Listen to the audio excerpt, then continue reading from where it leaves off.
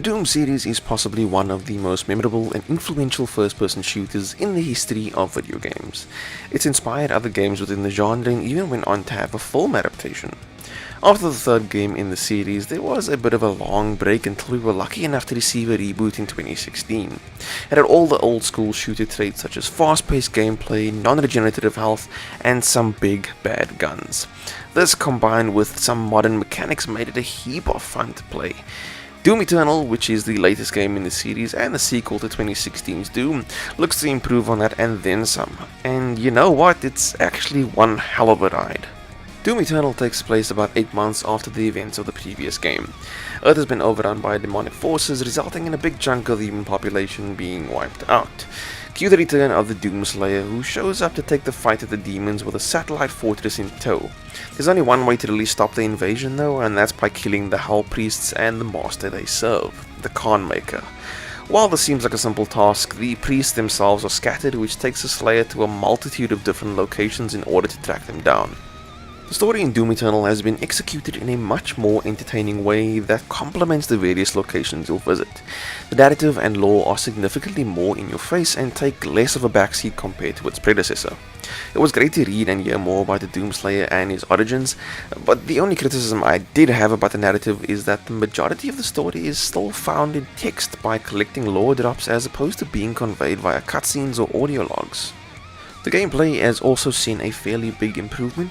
It actually plays very similarly to the 2016 reboot, but then turns it up a notch. The combat actually feels a lot more fluid because of the little changes they've made to how each encounter feels like a big battle where you'll need to think on your feet and never stop moving. The various upgrades such as dashing and the flame belch combined with the new platforming elements make for a new way to move around the battlefield.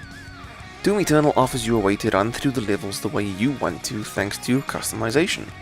Alternate fighting modes can be unlocked on almost every weapon you find. These range from using the combat shotgun to fire sticky grenades or going into a full auto mode, to using the heavy cannon to fire micro missiles or a long range, high powered precision shot. These alternate fighting modes also have a more important function than before since they play into how you can stagger or weaken certain enemies. It's actually a nice change up to the formula and really makes you think about which enemy you need to take out first and just which weapon in your arsenal you need to use to do it. The Doomslayer also has 3 different runes to keep active, and these have various effects on techniques or the ebb and flow of a fight. Not only that, but you're able to unlock upgrades that affect how fast you climb or switch weapons, or even how fast your grenade ability recharges. All of this plays into the kind of loadout you want to run with, which adds a nice element of flexibility to the game. No matter how you decide to upgrade the Slayer though, the mission remains the same. Rip and tear demons apart. Dealing enough damage to an enemy to deliver a gory finishing move is satisfying from the first one you pull off and never seems to get dull. Enemies can also be weakened by having their weapons destroyed, which in turn eliminates their long range attacks completely. For example, facing an Arachnotron at the start of the game always felt daunting, but after learning how to effectively remove their turret with a sticky grenade, they became more manageable with each one I bested. This is one of the best aspects of Doom Eternal, the way it is constantly teaching you to be smarter on the battlefield and ultimately a more deadly and badass Doomslayer. Doom Eternal provides a fair challenge due to the combat being a bit of a learning curve. This is especially true when it comes to understanding the ins and outs of combat, in addition to demons just being downright relentless. While it runs the risk of being punishing, it also feels incredibly rewarding. Each encounter with a group of enemies feels like a bit of a boss fight as you figure out which enemy needs to be eliminated first, successfully doing that and then also staying alive.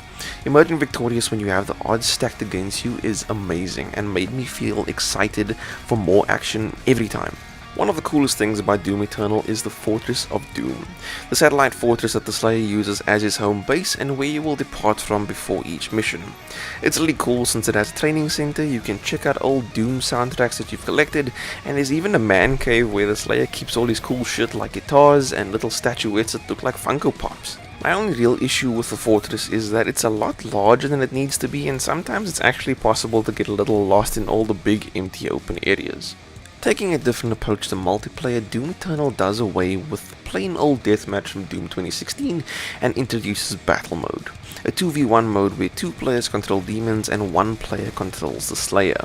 It's a pretty entertaining mode as the Slayer is quite a powerhouse, but the demons have the benefit of respawning if 1 player remains alive for about 20 seconds after the other has been killed. Demons are also able to summon even more of their kind to create more of an overwhelming situation for the Slayer to handle. It's pretty exciting and also actually quite a challenge to bring down your opponents no matter which team you're on. Doom Eternal looks and sounds fantastic. It runs incredibly smoothly from start to finish, and the character models have seen a great upgrade. What's even better about the enemies is that any damage they take is visible. You can literally take chunks out of their skin with a shotgun blast and it can be clearly seen. It's a real nice touch and truly adds to the gory and bloody over-the-top violence that Doom Eternal brings. Audio-wise, it also shines. Weapons sound amazing and the soundtrack suits the aesthetic of the game really well. The combination of thrash metal and gent is just so unique and honestly gets you so hyped while you're fighting demons. Doom Eternal is an awesome game. The story takes a more focused approach, but it still falls short due to there being a lot of it found in text pickups.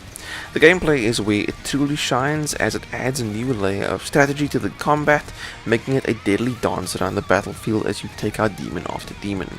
The challenge can be somewhat immense sometimes, but taking out a large group of enemies feels incredibly rewarding. This, coupled with its impressive visuals and fantastic audio, make Doom Eternal an incredibly enjoyable experience from start to finish, and also one of the best shooters I've ever had the pleasure of playing. If you enjoyed this review, please hit that like button, and if you are new to the channel, hit that subscribe button. And if you got your hands on Doom Eternal, please let me know what you thought of the game in the comments section down below. I'd love to know your thoughts and opinions. Thanks so much for watching, and I will see you next time.